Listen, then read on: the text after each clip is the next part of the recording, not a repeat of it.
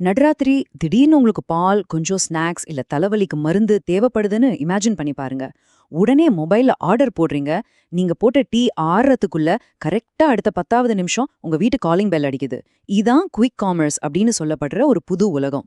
Shopping பண்ற முறையே அடியோடு மாத்திட்டு வர்ற இந்த அதிவேக புரட்சிய பத்தி தான் இந்த அலசல்ல நம்ம விரிவா பார்க்க போறோம். நம்ம ஷாப்பிங் பரிணாம வளர்ச்சிய கொஞ்சம் பின்னாடி போய் பார்ப்போம். ஒரு காலத்துல ஷாப்பிங்னா நேரா கடைக்கு கிளம்பி போய் கூட்டத்துல நின்னு பைகள்ல சுமந்துட்டு வருவோம். அப்புறம் காமர்ஸ் வந்துச்சு. Amazon, Flipkartலாம் வந்தப்போ ஷாப்பிங் ஸ்டைலே மாறுச்சு. பொருட்கள் வீட்டுக்கே வந்தாலும் ஒரு 7 நாள் இல்ல 3 நாள்னு நம்ம காத்திருக்க வேண்டியிருந்துச்சு. அப்புறம் மெதுவா சேம் டே டெலிவரின்னு ஒரே நாள்ல வர அளவுக்கு நிலைமை மாறுச்சு. இதுக்கப்புறம் ஸ்விக்கி, சொமேட்டோ மூலமா சூடான சாப்பாடு 30 நிமிஷத்துல வீட்டுக்கு வர ஆரம்பிச்சப்போ மக்கள் மனசுல ரொம்ப சுவாரஸ்யமான ஒரு கேள்வி வந்துச்சு. சாப்பாடு அவ்ளோ சீக்கிரம் வரும்போது ஏன் மளிகை பொருட்களும் உடனே வரக்கூடாது? இந்த கேள்விதான் ஒட்டுமொத்த வர்த்தகத்தையே அப்படியே புரட்டி போட்டுச்சு. பகுதி 1. ட்விக் காமர்ஸின் பிரித்தோ. இங்கிருந்து தான் பிளிங்கிட், ஜெப்டோ, ஸ்விக்கி, இன்ஸ்டமார்ட் மாதிரியான பிளாட்ஃபார்ம்ஸ் உருவாக ஆரம்பிச்சது. கொரில்லாஸ் மாதிரி கம்பெனிகள்லாம் பாத்தீங்கன்னா கடையில இருந்து உங்க வீட்டு வாசலுக்கு வெறும் 10 நிமிஷத்துலன்னு ரொம்ப தைரியமா ஒரு வாக்குறுதி கொடுத்தாங்க. ஆரம்பத்துல லாபத்தை பத்திலாம் யோசிக்காம கஸ்டமர்ஸ உள்ள இழுக்க மாபெரும் சலுகைகளையும் அசுரவேக டெலிவரியும் கொடுத்தாங்க. இந்த பிசினஸ் மாடலுக்கு பேரு தான் பிளிட்ஸ் ஸ்கேலிங். பகுதி 2. டார்க் ஸ்டோருக்கு உள்ள என்ன நடக்குது?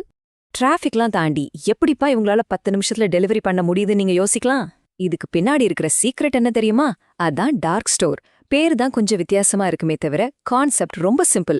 இது நம்ம வீட்டு பக்கத்திலேயே யாருக்கும் தெரியாம ரகசியமா இருக்கிற ஒரு மினி சூப்பர் மார்க்கெட். இங்க நமக்கெல்லாம் அனுமதி கிடையாது. நீங்க ஆர்டர் போட்ட அடுத்த செகண்ட் அங்க உள்ள இருக்கிறவங்க டக்குன்னு பேக் பண்ணி டெலிவரி பாய் கையில கொடுத்து அனுப்பிடுவாங்க.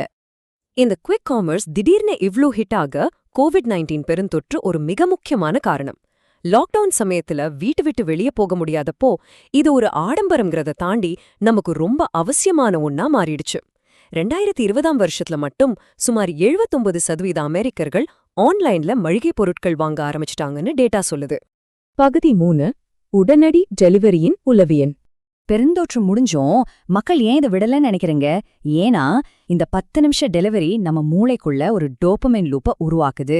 நமக்கு ஒண்ணு உடனே கிடைக்கும்போது நம்ம மூளைக்கு ஒரு குஷி கிடைக்குது பாத்தீங்களா? அதுதான் பொறுமையா பட்ஜெட் போட்டு வாங்குறத விட எனக்கு இப்போவே வேணும் அப்படிங்கிற நம்ம ஆசையே இந்த ஆப்ஸ் அழகா பூர்த்தி பண்ணுது.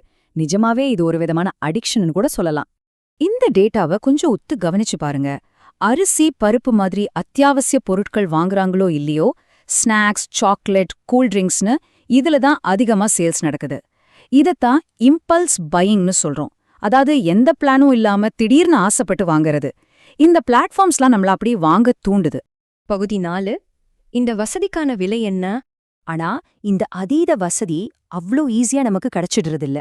ஒரு பக்கம் நமக்கு டைம் மிச்சமாகுது, பொருட்கள் உடனே கிடைக்குது. ஆனா கம்பெனிகளுக்கு அதிக வாடகை, செயல்பாட்டு செலவுகள்னு பணம் தண்ணியா செலவாகுது.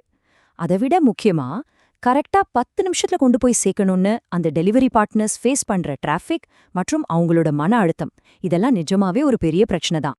இதனால வந்த இன்னொரு முக்கியமான தாக்கம் என்னன்னா, நம்ம ஊர் அண்ணாச்சி கடைகள்னு சொல்ற கிரானா ஸ்டோர்ஸ் மேல விழுந்த அடி. சில கடைகள்ல பெருசா இன்னும் மாற்றம் இல்லைன்னாலும் கணிசமான அளவு கடைகள் தங்களோட சேல்ஸ் குறைய ஆரம்பிச்சிடுச்சேன்னு இப்போ அதிகாரப்பூர்வமாவே சொல்ல ஆரம்பிச்சிட்டாங்க. சரி, கம்பெனிகள் இவ்வளவு செலவு பண்ணி லாபம் பாக்குறாங்களான்னு கேட்டா அதுதான் இல்ல. இவங்க முழுக்க முழுக்க இன்வெஸ்டர்ஸ் பணத்தை நம்பிதான் ஓடிட்டு இருக்காங்க. ரொம்ப சின்ன சின்ன பொருட்களை அவ்ளோ வேகமா டெலிவரி பண்றது பொருளாதார ரீதியா ரொம்பவே கஷ்டம். அவங்க லாபம் பார்க்கணும்னா குறைஞ்சது 6 கோடி ஆக்டிவ் கஸ்டமர்ஸ் தொடர்ந்து வச்சிருக்கணும். அது மட்டும் இல்லாம ஒவ்வொரு ஆர்டருக்கும் 20 இருந்து 25 ரூபாய் வரைக்கும் டெலிவரி சார்ஜ் போட்டாதான் அவங்களால தாக்கு பிடிக்க முடியும். பகுதி 5. உடனடி டெலிவரியின் எதிர்காலம். இந்த குவிக் காமர்ஸோட எதிர்காலம், அதாவது 2026க்கு அப்புறம் எப்படி இருக்கும்? கண்டிப்பா முழுக்க முழுக்க டெக்னாலஜி தான். AI வச்சு இயங்குற குடவுன்கள், எலக்ட்ரிக் வண்டிகள், என் ட்ரோன் டெலிவரி கூட சகஜமா மாறலாம். முக்கியமா இந்த டார்க் ஸ்டோர்ஸோட மேற்கூரைகள்லாம் சோலார் பேனல்ஸ் மூலமா மின்சாரம் தயாரிக்கிற தூய ஆற்றல் மையங்களா மாறும்னு ஆய்வுகள் சொல்லுது. ஆனா நாம சிந்திச்சு பார்க்க வேண்டிய ரொம்ப ஆழமான ஒரு கேள்வி இங்க இருக்கு. நமக்கான அத்தியாவசிய பொருட்கள் 10 நிமிஷத்துல கிடைக்கிறது மிகப்பெரிய வசதிதான். ஆனா இதுக்காக யூஸ் பண்ற வாகனங்கள், அதனால வர்ற நெரிசல், பிளாஸ்டிக் பேக்கேஜிங்னு இந்த சுற்றுச்சூழல் பாதிப்புகளே நாம எப்படி பேலன்ஸ் பண்ண போறோம்?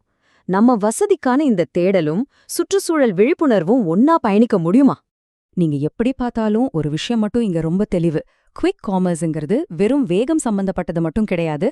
நம்ம டெக்னாலஜி மனுஷங்களோட வசதியை எப்படி நிரந்தரமா மாத்தி அமைக்க முடியுங்கிறதுக்கு இது ஒரு மிகச்சிறந்த உதாரணம். நம்ம விரும்பினாலும் விரும்பாவிட்டாலும் ஷாப்பிங்கோட எதிர்காலம் இனி இன்ஸ்டன்ட் தான். இந்த அலசம் உங்களுக்கு ரொம்ப சுவாரஸ்யமா இருந்திருக்கும்னு நம்புறேன்.